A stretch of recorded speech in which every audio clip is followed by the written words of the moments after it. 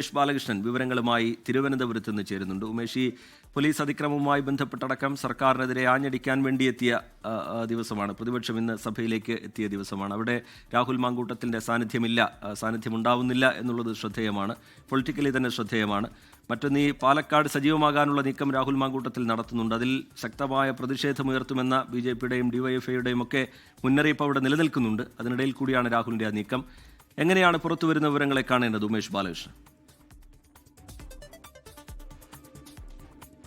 കഴിഞ്ഞ ദിവസം അപ്രതീക്ഷിതമായിട്ടായിരുന്നു രാഹുലിന്റെ എൻട്രി. പക്ഷേ ഇന്ന് നിയമസഭ ഇന്നലെ കാര്യമായ മറ്റ് നടപടിക്രമങ്ങളൊന്നും ഉണ്ടായിരുന്നില്ലെങ്കിൽ ഇന്ന് സാധാരണ രീതിയിലുള്ള എല്ലാ നടപടിക്രമങ്ങളും നടക്കേണ്ട ദിവസമായിരുന്നു. എന്നിട്ട് പോലും രാഹുൽ ഇന്ന് നിയമസഭയിലേക്ക് എത്തിയില്ല. അതേസമയം പാലക്കാട് മണ്ഡലത്തിൽ സജീവമാകാനുള്ള ശ്രമങ്ങൾ ആരംഭിച്ചിട്ടുണ്ട്. റവന്യൂ അസംബ്ലിയിൽ പരിഗണിക്കേണ്ട വിഷയങ്ങൾ ചൂണ്ടിക്കാട്ടി റവന്യൂ മന്ത്രിക്ക് രാഹുൽ മാങ്കൂട്ടത്തിൽ കത്ത് നൽകിയിട്ടുണ്ട്. പാലക്കാട് സുന്ദരം കോളനിയിലെ പട്ടയ വിതരണം, കൂടാതെ വിവിധ വില്ലേജ് ഓഫീസുകളുടെ ആവശ്യങ്ങൾ, മഴക്കെടുതിയുമായി ബന്ധപ്പെട്ട് സർക്കാർ സഹായങ്ങൾ ലഭിക്കേണ്ട കാര്യങ്ങൾ എന്നിവയുമായി ബന്ധപ്പെട്ട അപ്ഡേറ്റുകളും ചോദിച്ചിട്ടുണ്ട്.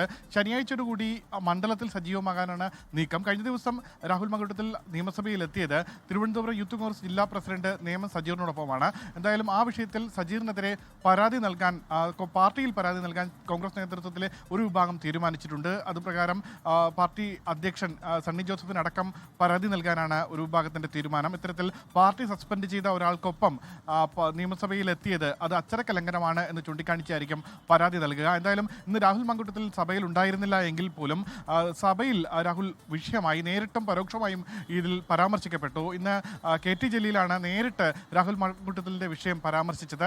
രാഹുൽ മാങ്കൂട്ടത്തിനെതിരെ കേസുകളുണ്ട്, രാഹുൽ മാങ്കൂട്ടത്തിനെതിരെ ആരോപണങ്ങളുണ്ട്. ഇത്തരത്തിൽ സ്ത്രീ പരാതികളടക്കം നിലനിൽക്കുന്നെങ്കിലും എല്ലാ യൂത്ത് കോൺഗ്രസ്സുകാരും അങ്ങനെയാണെന്ന് പറയാൻ കഴിയുമോ എന്നൊരു ചോദ്യം ചോദിച്ചുകൊണ്ടായിരുന്നു KT ജലീൽ രാഹുൽ മാങ്കൂട്ടത്തിൽ വിഷയം സഭയിൽ ഉന്നയിച്ചത്. അതേസമയം പരോക്ഷമായി ആരോഗ്യമന്ത്രിയും ഈ വിഷയം ഇന്ന് നിയമസഭയിൽ പരാമർശിച്ചിരുന്നു. T K Rajith.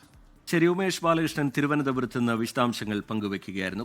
ലോകത്തെവിടെയായാലും ഏത് സമയത്തും 24 വാർത്തകളും ഓഗ്മെന്റഡ് റിയാലിറ്റി പാക്കേജുകളും എക്സ്പ്ലെയിനറുകളും വിശദമായി കാണാൻ ഞങ്ങളുടെ YouTube ചാനൽ നിങ്ങൾക്ക് സബ്സ്ക്രൈബ് ചെയ്യാം.